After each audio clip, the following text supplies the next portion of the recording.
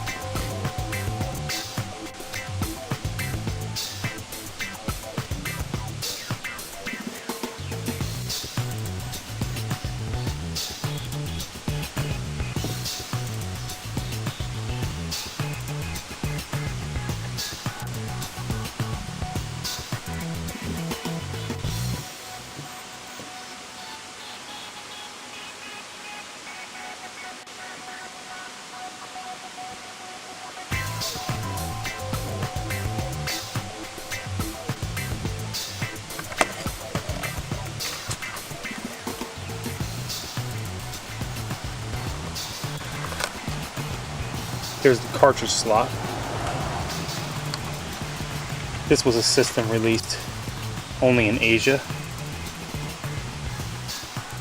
Pretty much the equivalent to Sega Genesis.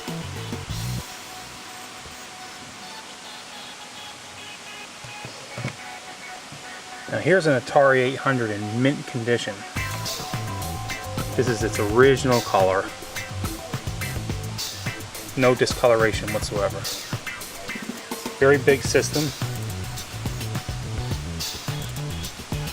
This is how it looks next to a NES.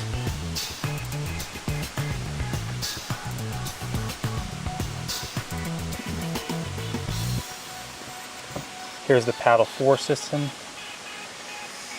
I've got another one in better condition, but that's later. Here's the keyboard for the Colecovision Adam system. Very colorful, very interesting.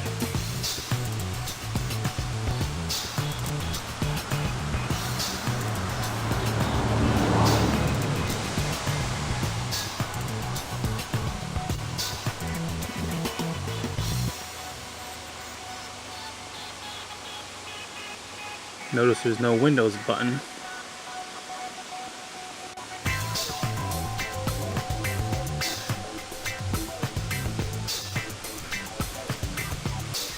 There's a module for the Aquarius.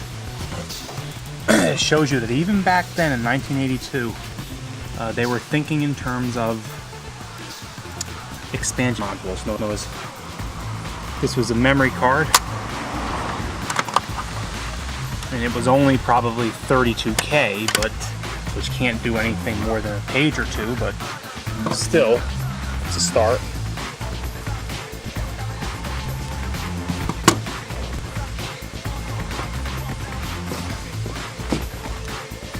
Here's the Odyssey 500.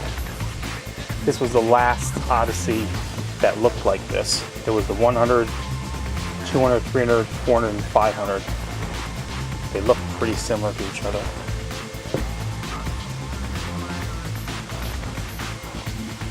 Here's the Unisonic Tournament T102. This is basically a Pong system.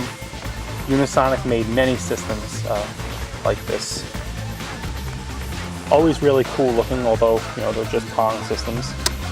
A manual scorecard.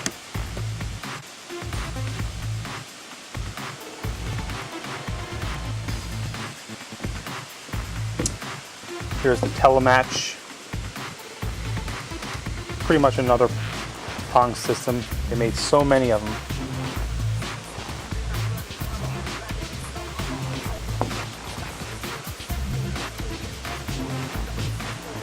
I believe this is a foreign system.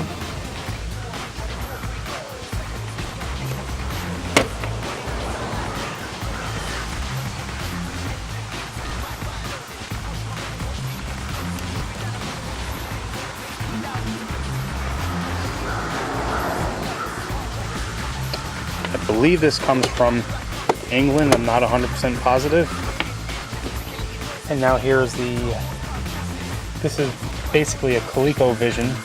They had a lot of cartridges left over, so They made a new system in the hopes of getting rid of those cartridges. Very nice looking system.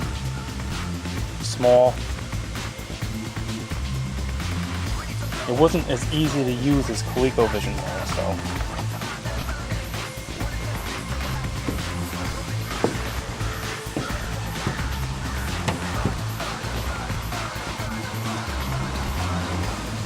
This is the Atari 7800 next to the European version of the 7800. Little difference in the front. And then years later there's the Atari Flashback. Although the Flashback did not play any 7800 games, I believe. They only played 2600 games. Here's a huge Pong system, the first dimension.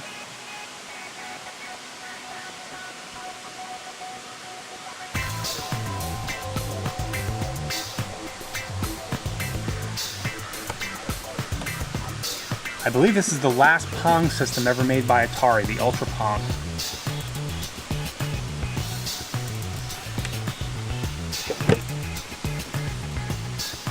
Here's the Hamonic system. I believe this is either European, this might be Australian.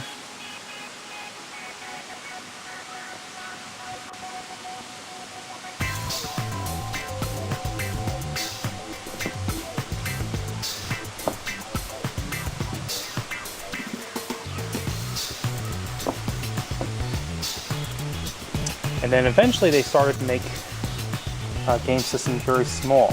These Pong systems got really tiny. They got really tiny. The DMS Teleaction really made perfect sense.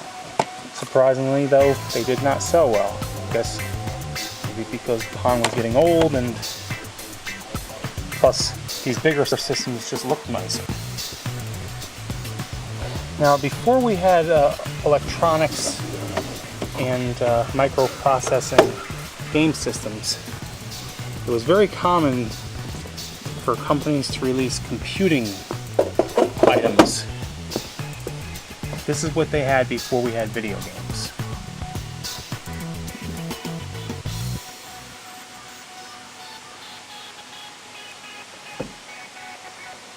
Sort of like a do-it-yourself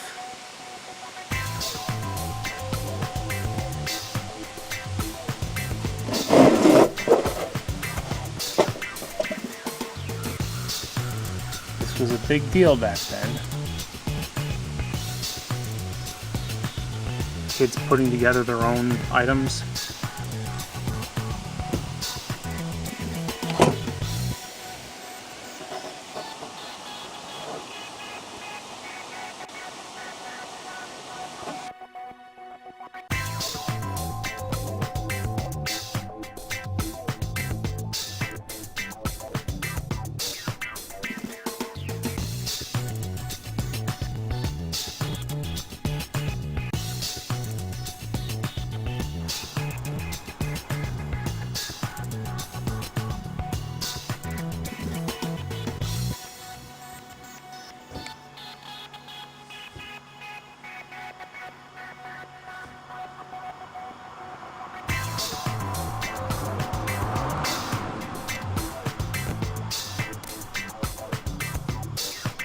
Yeah, this is not going to work.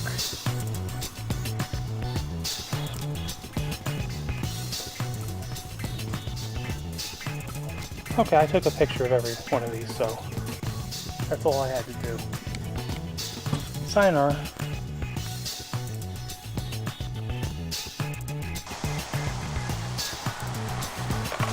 Okay, here's the Atari Lynx.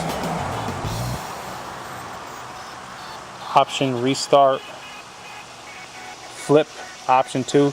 Obviously flip meant that you could actually turn the screen around. You got the A, B buttons on both sides. You can control the brightness. Really a fabulous system. There you could control the volume for your headphones, comlink. You could play against a friend using 2 Atari Lynx. You know, you could battle them. Very impressive.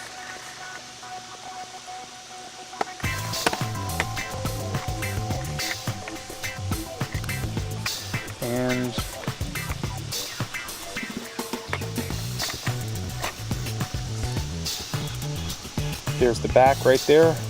Atari Corporation, made in Japan.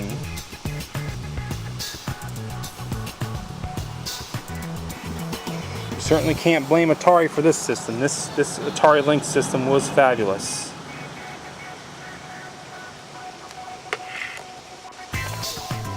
And although it was big, it was easy to operate. Sayonara. Okay, I'm having trouble shooting this video because I didn't look closely enough. Anyway, regarding the... oh, try again.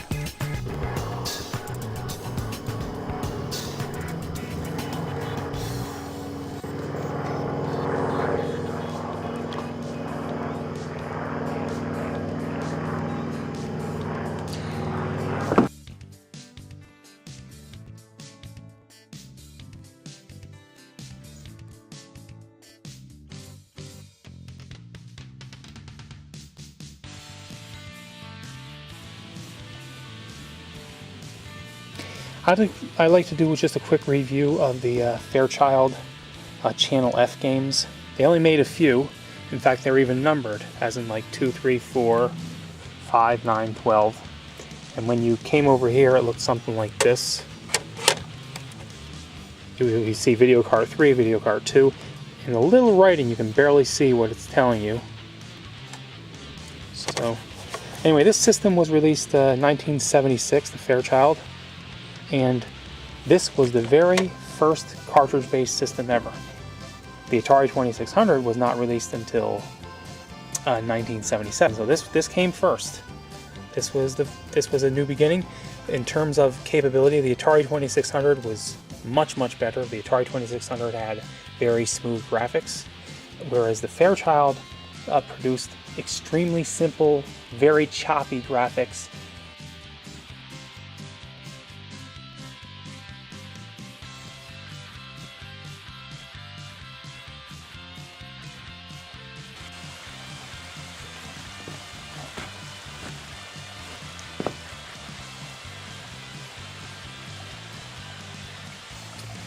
Just a quick note in the history of computers.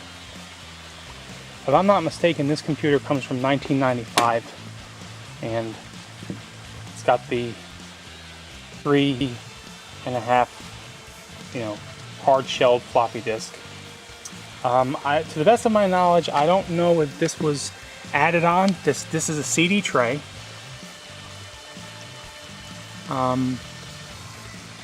Okay, I think it's original, sorry.